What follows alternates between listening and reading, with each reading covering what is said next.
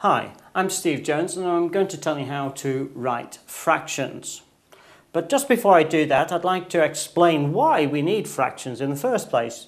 One of the main reasons is because in the past we've had things like feet and inches and ounces and pounds, and they haven't been decimal. So it's always been easier to write them as a fraction than to write them as a decimal. For example, 1/16 is much easier than the decimal equivalent. So looking at this is a ruler, and let's say this is in inches.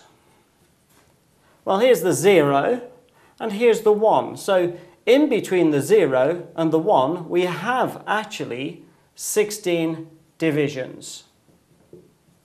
Now, all we need to know is how many of those divisions are between the 0, where we put one end of our ruler, and the point where we're measuring to. Let's say here is the measuring point. So we're measuring to that point. So this is the distance we want from 0 to here. Well, it's very simple, because if we do it using fractions, we will do it using 16ths, and this will be 1, 2, 3, 4. That's a quarter. 1, 2, 3, 4, another quarter, so that makes half, plus 2 more 16ths. So we've got 8, 9, 10 16ths. But of course, 10 16ths is not a nice number, and we should cancel, dividing both top and bottom by 2, and we will get 5/8.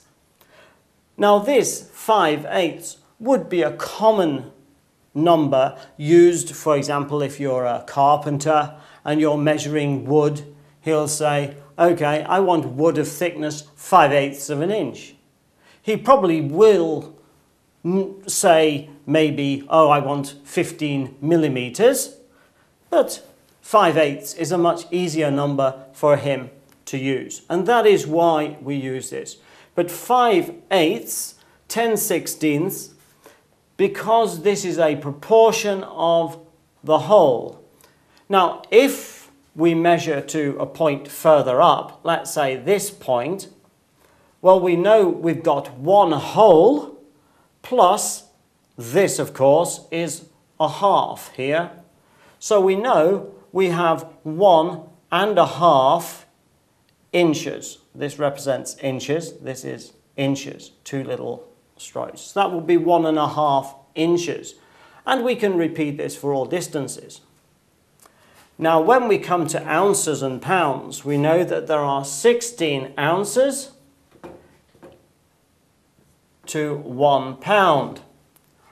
Now, therefore, 1 ounce is just 1 out of 16 in the pound. There are 16 of these ounces in the pound.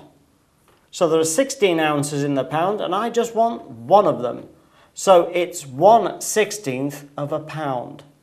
So when we're writing fractions, all we're doing is expressing how much of the whole the one we're looking at is.